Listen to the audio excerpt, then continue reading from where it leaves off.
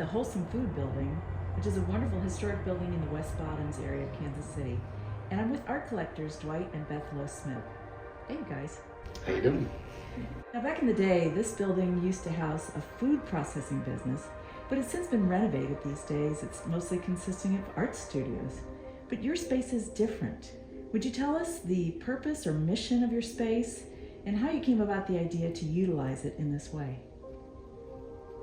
Okay, well, basically the purpose of the space is to share our collection with the public, with our friends, family, and just share our overall passion for the arts.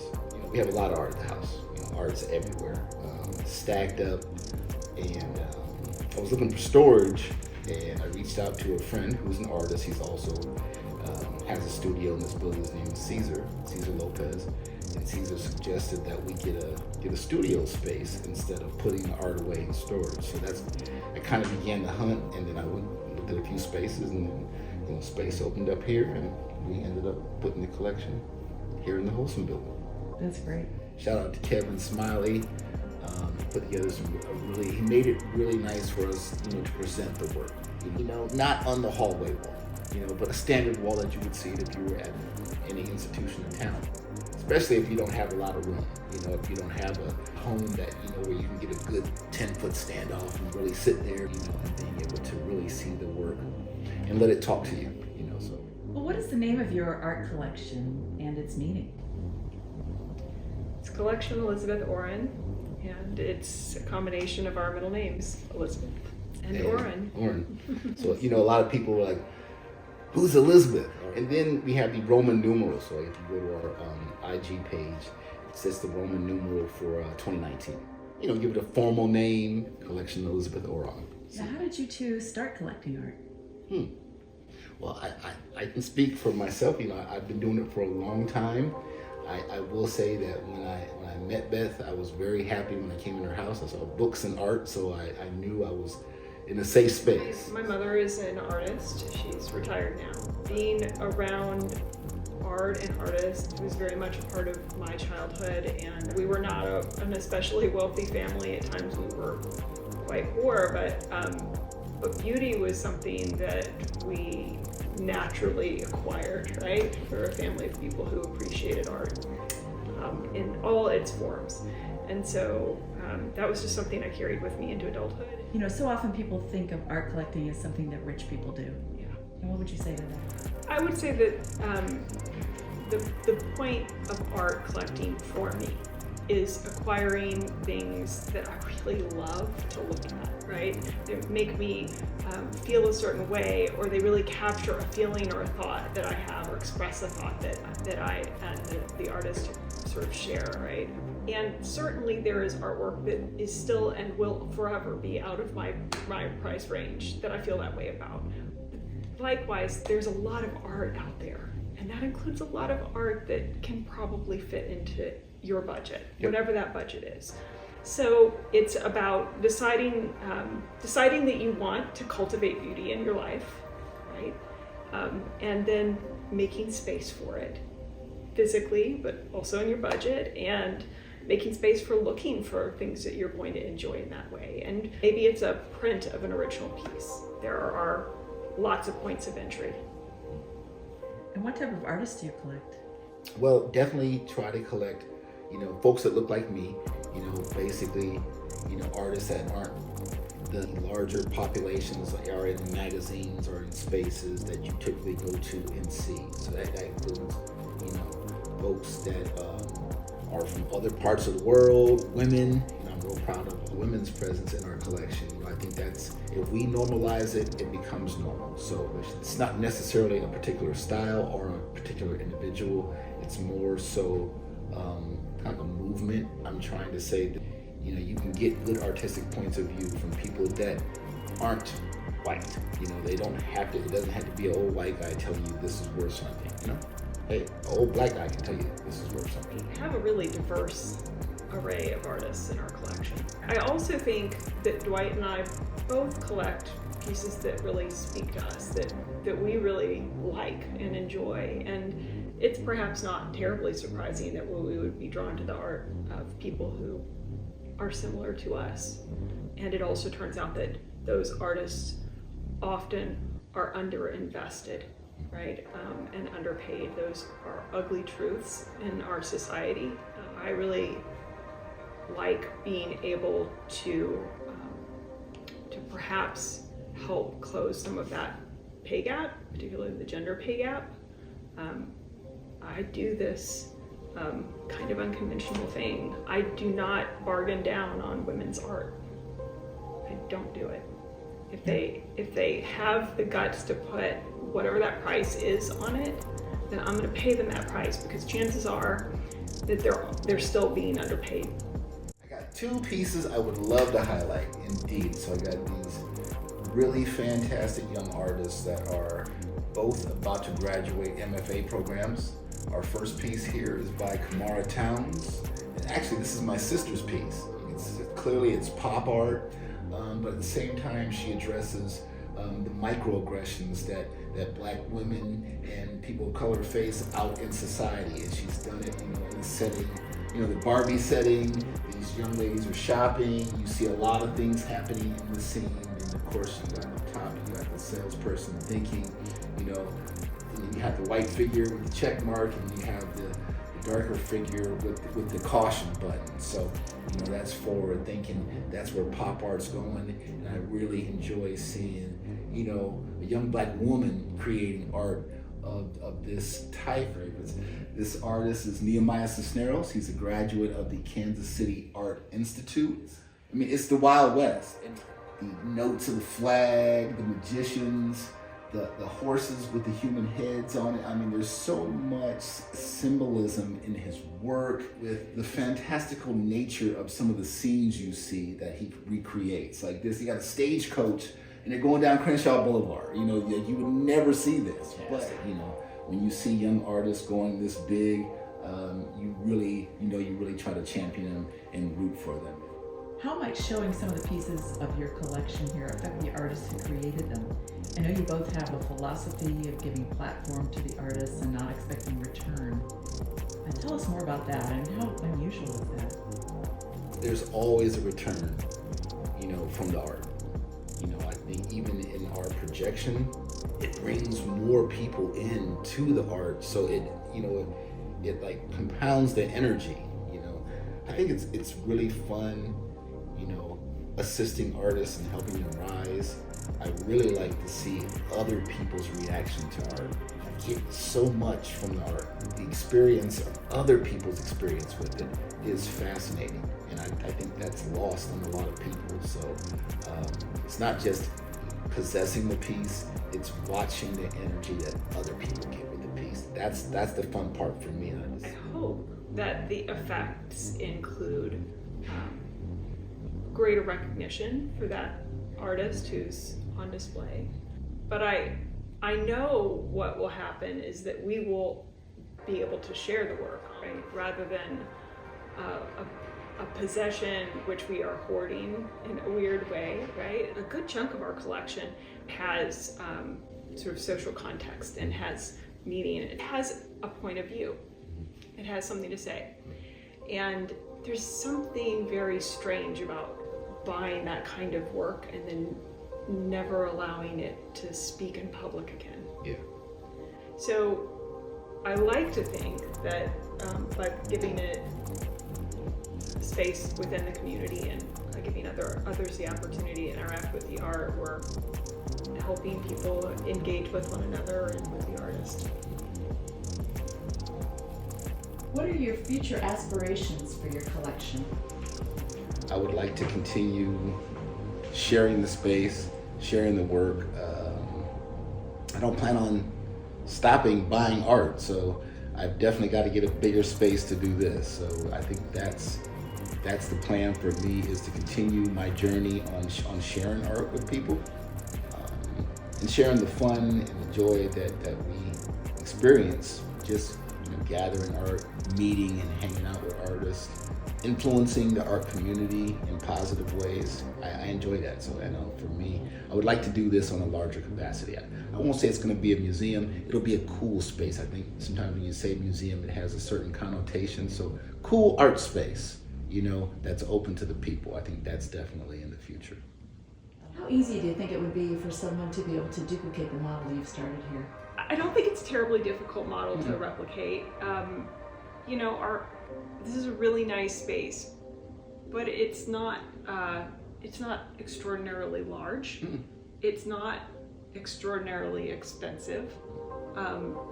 It's pretty accessible. We intentionally chose a space that was going to put us in the mix with a lot of artists. You can start it, but you gotta have the motivation. You gotta keep putting coal in the train to keep the train going. So I got plenty of coal. Actually, the art is the coal. So yeah, I think it's easy to do if you have the passion. It's just you gotta stick to it, and you don't have to do it on this scale. There are other ways to impact, and I think this is just our method of doing it. So. Yeah, is this doable? Yeah, it's doable, but I think it just really depends on the commitment to art. I'm committed to helping artists. And I think that's really the driving force behind it is commitment. Today, we're here in the artist studio of Aleah Washington, a wonderful textile artist who's a recent grad from the Kansas City Artists Institute. Let's take a look. Aleah, could you tell us a little bit about the process of your art? How do you make one of your beautiful creations? I really start with choosing my patterns and fabric. I like to really stay on one side of the color wheel because I use a lot of improvisational piecing, which can get a bit crazy. So having a focal point of just gradients that I can blend together as the pieces get smaller and smaller keeps me intrigued. I can play with the shadows from a distance, and the textures up close start blending in unique ways. It allows me to be intimate with the fabric in a different way. I love creating bits of repetition. I use some traditional quilting techniques, cutting squares in halves and merging triangles or making curves. This might have been what I was making first, but those scraps, once I have them connected, just those two textures next to each other, I just find that I took the time to connect them, so why immediately discard them? Do you start a piece with a vision in mind, or does that vision develop as you are in the process of creating? Yeah, it really depends on the piece. Some of my larger pieces, like my snake trail quilt that is 8 foot by 8 foot, I started with a vision with that. Usually a drawing turns into something larger. I just ended up finding the color scheme that I want to start with, a layout that I want to keep and figuring out, and then finding the material is what helps breathe life into the piece. It allows me to really then play with texture. If you start wanting to touch it when you're in a space where you're not supposed to touch the art, then I'm doing my job. Can you tell us about the photograph on the fabric right next to you? I went to visit my great-grandfather one day, and he has all of our family photos in an album. So I would take pictures and listen and learn about my family history through his eyes, really. So this was a picture of my mom when she was a little girl and my grandparents. So Aleah, one of the things that really pulled me in and attracted me to your work was the different textures in your work and the color utilization with texture, because there's a great dialogue between the darker colors, the darker blues, it transcends with the yellow, it transcends with the reds. Tell me about that. It definitely goes with my process of focusing on one side of the color wheel. I can really take my time to push highlights and really take my time to dive into the depths of the darks of them. With this piece, there's actually only 3 materials in there, but when I was in undergrad, I worked in the wood shop. So we always learned about cutting against the grain, cutting with the grain, and just the grain of wood stuck in my mind. So when I would start messing with materials like suede, if you sew against it, it will create this super dark texture, and in some ways it will start eating the thread. Like you would completely lose it in some areas. And if I would sew with it, it will create this shimmery highlight that in light, it looks like it's a completely different material. These pieces are a series called Nothing Can Come Between Us. And, you know, I got all of my record collections from my dad, and he had some really neat Sade ones. I was learning a lot about redlining in communities, the separation of, you know, communities from grocery stores, resources. That idea of nothing can come between us shows that we're stronger as a unit than trying to be individuals and making a change in the end. A very cultural specific cartography. Yeah. I love that. I love that. Why did you choose fabric as your mode of expression? When I was in the sculpture department at KCAI, I was experimenting with adding fabric to some of my collage pieces. I was beginning my senior year and I felt like I was unsatisfied with my experience. So I majored plus in the fibers department to gain skill for those bits of fabric that I was adding. And when I got over there, they couldn't get rid of me. Aleah, we are sitting here in front of this beautiful trunk full of fabric. Can you tell us how you source your fabrics? Actually, I'm a seamstress at Worlds of Fun. So I work in the costume department, and at the end of each season, we have a large deep clean. You know, a lot of the fabric is getting tossed. So some of my very fun shimmery fabrics are performance wear. I also go to places like Scraps KC and, you know, just other artists that are like, I've had this for over a year and I haven't touched it. And I'm like, all right, trade me. I need that. Well, while we've got you here, tell us what's next for you. Do you have a show coming up or what's happening? Yes, I am one of the 2024 Charlotte Street Foundation fellows that received the grant this year. So I'll be showing with Juan Diego and Kevin Demery at the Nelson Atkins. So that will be this November, which is why I am frantically working on various things with various materials and processes as well. Oh, congratulations on your success, and we wish you much more. Thank you. Today, we are at United Colors Gallery, and we're talking with Cesar Lopez, the gallerist and the impresario, one half of the team here at United Colors Gallery. Why the name United Colors? You know, United Colors is a really wonderful way of describing what we're really about. It's this idea that the idea like that the colors are really sort of a proxy for people and different ideas, not just like the color of our skin, but also like the different ideologies that people hold. So I like the idea of something that's sort of uniting, whether it be through a group exhibition or by finding other individuals who are interested in the same things we are. Okay. And how long have you guys been together? How long have you had this space? And tell us about how you landed here in KCK Strawberry Hill. Yeah, so we've been active since 2018, and we've been here since 2022, kind of COVID times, slow times, and overall we've been growing and changing. We were known by a different name, and now United Colors, and so we're continuing to grow and to adapt to our environment. Engaging with the public, what has been one of your biggest trials or just biggest constraints when trying to open or let folks know, hey, you opening up a new gallery? What's been your biggest challenge? Biggest challenge? I think it's having, art galleries have a lot of baggage that they're intimidating, and I think trying to let people know, like, we're not really like that. Like, we just want anybody in here to look at the works or to ask questions or to come back, especially when we get a new person coming in. I want them to not feel like intimidated by a price or something like that. You can really just come and enjoy the works and learn about a new person or someone who, you know, you might just meet a random person. So that's really, I think, the biggest challenge.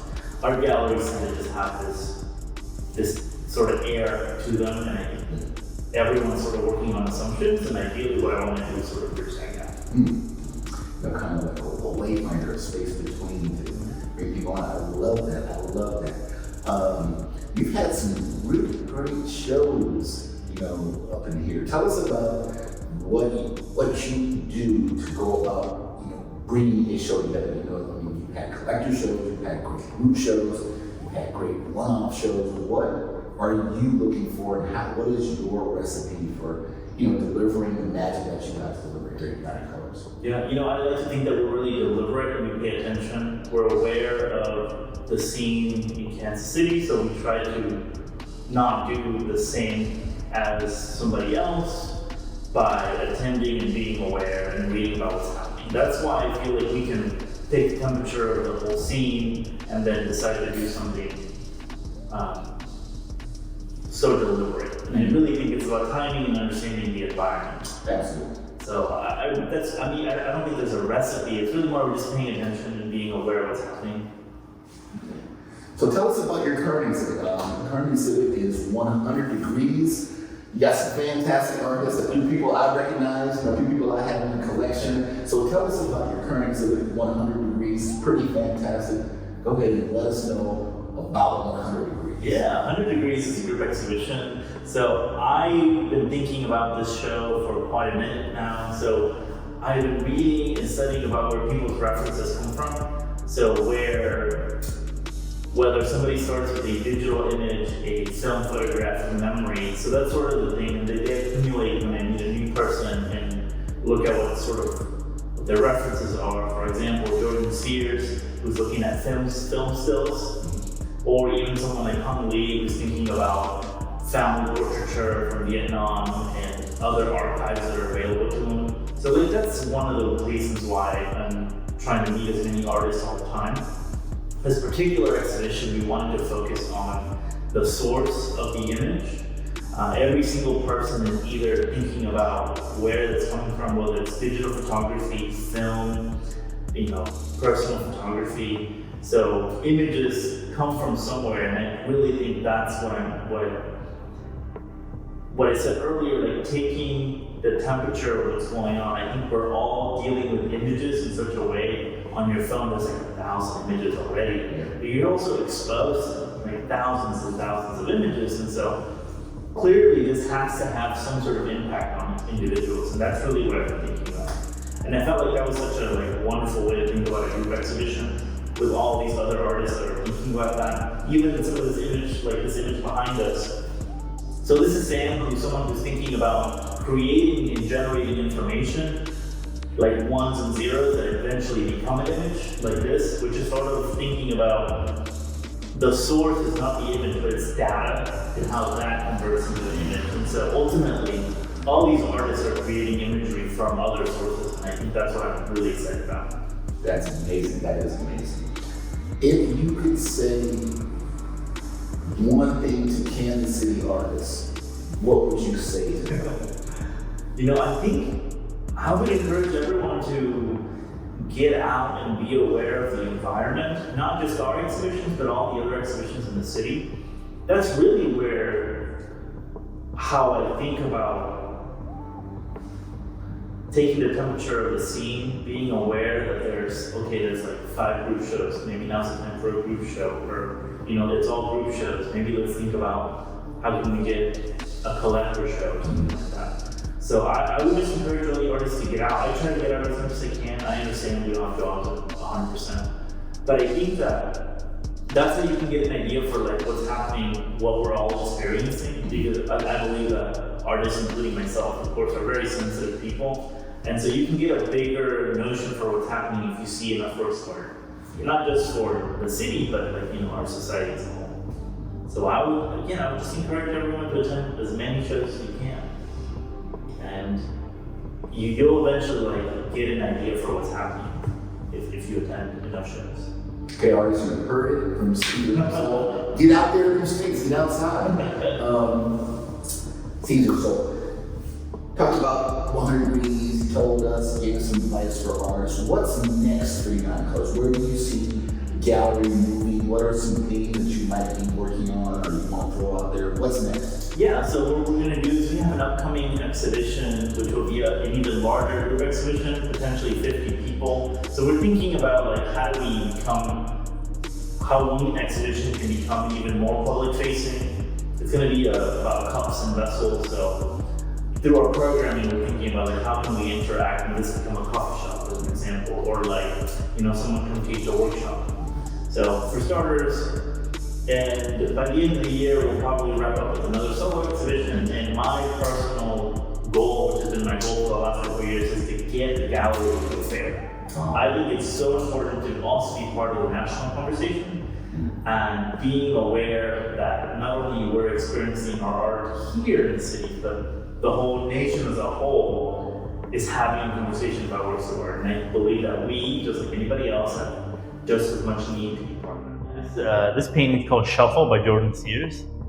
So Jordan's looking at film as a source of storytelling and is isolating scenes and portions of scenes from the film to generate a story, or to sort of like make this the beginning of the story. In this particular scene, it's from a film called Golden 80s, which is a French film. It's actually really fun. You all should check it out.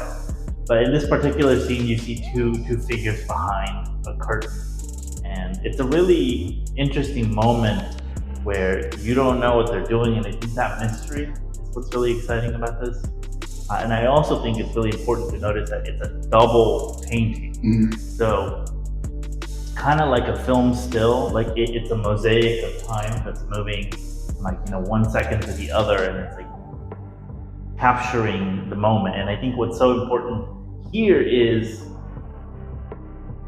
that you're seeing two paintings and they're both like hand painted, but they look so similar. So you're kind of thinking about like what's happening before and after. And I feel like Jordan's is like so good at that.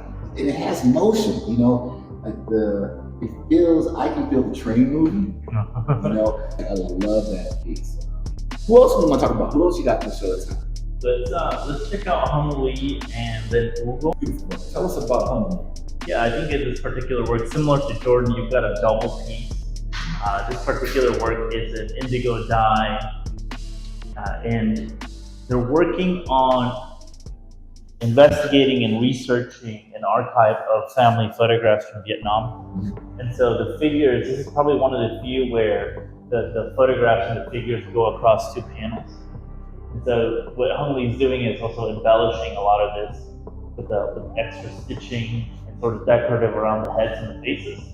And I find that to be like the most exciting part of this piece.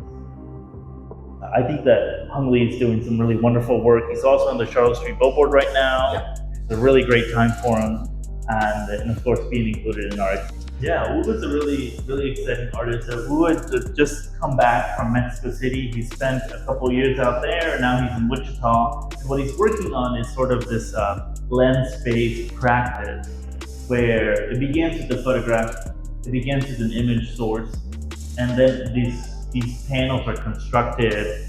They're laser etched, they're hand dyed, and then this plexi cover is sort of suspended above. And so he's investigating and looking at how to construct images, how to construct ideas about belief and the things that we believe. In this particular image, you're looking at what would be the apparition of an angel in front of a tree. And so he's really interested in like UFOs and understanding like miracles and all these things that people believe that appear to them and reveal to them. And what I really like about that is he's constructing these in multiple layers, similar to Hung Lee. And so one of the reasons why I thought he should be in the show is thinking about like, where do those faith systems come from? Who and how? I think as a Latino person, there's a lot of superstitions that I think that we grew up around. And I particularly really like the idea that like you can be, like any person can be witness to like the Virgin Mary appearing on a tree or something. And so I think there's a lot of that in these images. And I think a lot of what you just said, I think a lot of those superstitions are rooted in, a deep-seated organic attachment. I'm Dwight Smith. This is Artmoves, and we've been talking with Cesar Lopez here at United Colors Gallery. And peace.